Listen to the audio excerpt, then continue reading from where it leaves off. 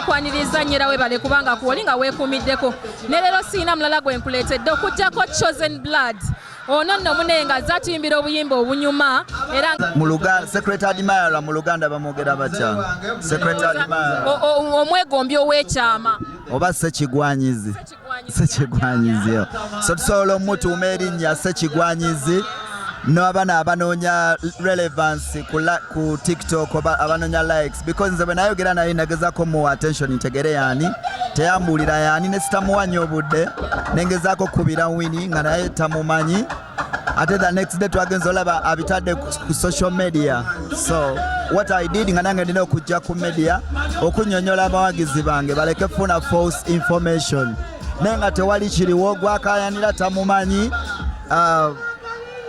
nange simumanyi ate ne bya accusing nti oba mukyala wange oba mukyala we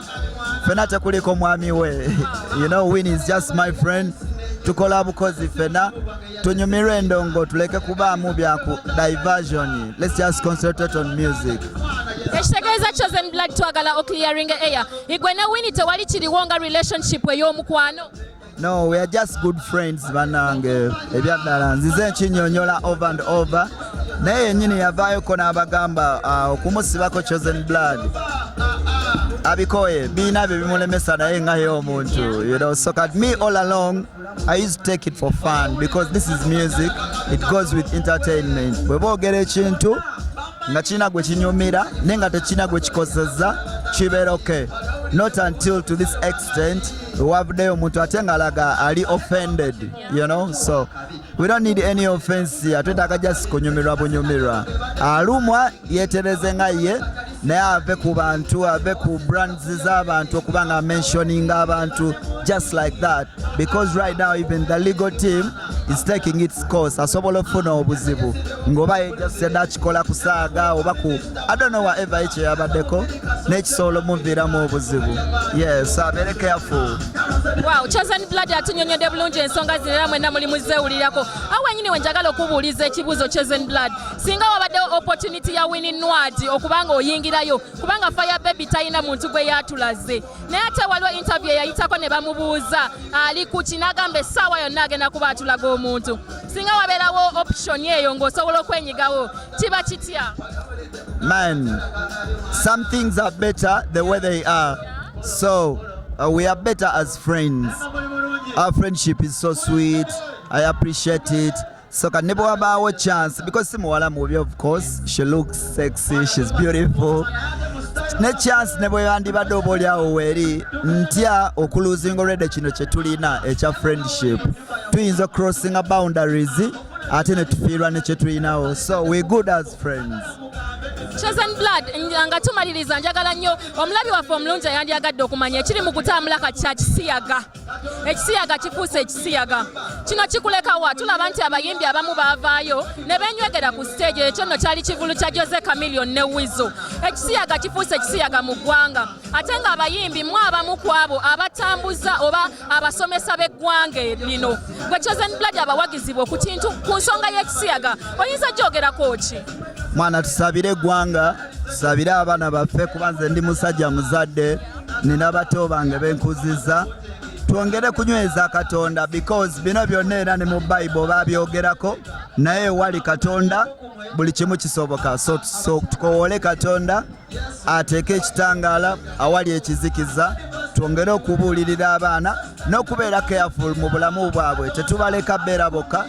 tugezeeko ku offe oba oliawo ne bw'aba alina temptation gy'ayinza oyitamu naye bw'obanga omuterawo platform na opening up oyinza omugaidinga naye bw'omuterako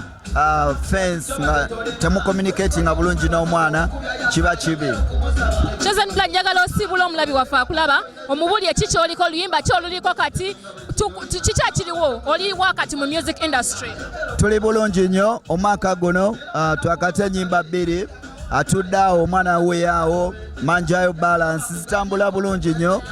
tusuubira okudropinga music omupya ate mu bbanga ttono nnyo era tusuubira okwanawunsinga dates za concert yaffe yeah we're having a maiden concert this year tuli preparations ziri genda maaso abawagizi baffe abalungi babere bagumu tubategekera bingi ate era n'akatalekeka mbeebaza okunjagala since day one nammwe bannamawulire okumbeererawo ebbanga lyonna Katonda atukuume. Banange chupa za ndugande tulekweriwa oyagala wonna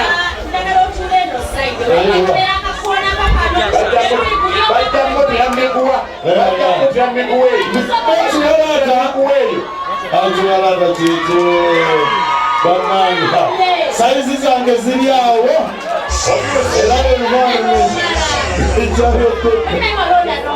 zinalonda mama buli lunaku bazaala abaana kakati gwe bannange tosembera nnyo ojja kundeetera obuzibu nga tuli ku siteegi kikiwera kineekonyakonyako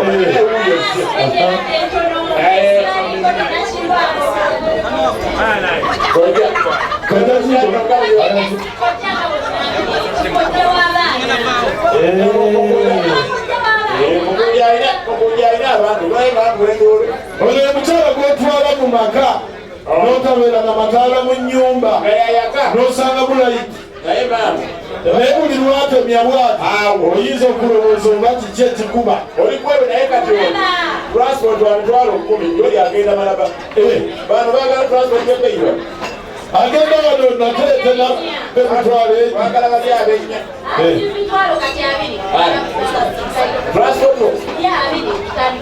era nze bwemba nfunyewo ono kati ono ate kumbuja anatwala tanywa kumbuja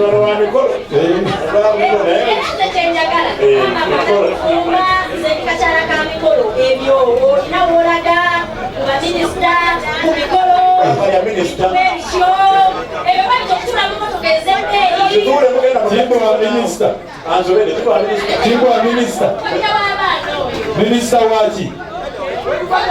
wakojera ate ono ayanguwa muzeyi oyo ayanguwa mubaka omutute ebyayambadde byanguwa ate mulaye mugezi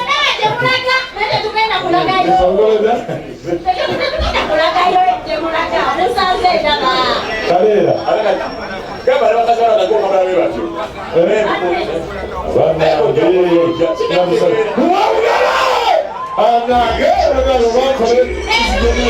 Sinanaki naye wayi olinamu ku mukyala ekibuuzo okiwulidde olinamu ku mukyala oba kituuseemu olina kufumbira alibona afuluma ogenda mujja wano gwene ddala twagala babiri kwetagaluka wansi tuyanzeyo Jovan Luzinda tuyanzege kati tugenda terezaamu kendongo katono edde oludda luno emmotoka namba eriwa kakanyifo emmotoka yabadde UBK wasibye bakyali abali wali eri oba UBK stroke biki genda obayambeko akapapula kagudde ate ndi muntu nange anyhow tweyanzege mwe bali ku tonyo tukyawuzayo abayimba akayimba ka King Michael tulinawo King Michael akaluluka one more time tulinawo Mr. Sebakula one more time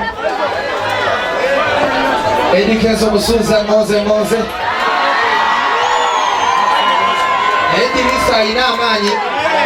Dirisa ayina amaanyi olwokutaano olujja tuliwa ku Vox Lounge naye buli lwakunawo tulinawo nalis tulinawo comedy ate tugula okuva maande mpaka maande kajja basiba banemukola ebintu byemwe very fast solaba nga abantu bambizi omulala mulinayo kyemusaba ekirala njagala okwebaza Uber security mwebale kuba nti nekintu kikwasiganyiza maanyi bali mukikwasaganya so King Michael nga weyetegeka njagala obabonga ku bakyali bafumwe n'abasobodde okujja ebifo byonna gye muvudde mwebale nnyo abakyala ab'enjawulo abakyala abeesuza bebasuza bakyali baffe abaviiridde wano bakagokubalagaze tusaga wano tusabya wano bakagokubalagaze tusaga wano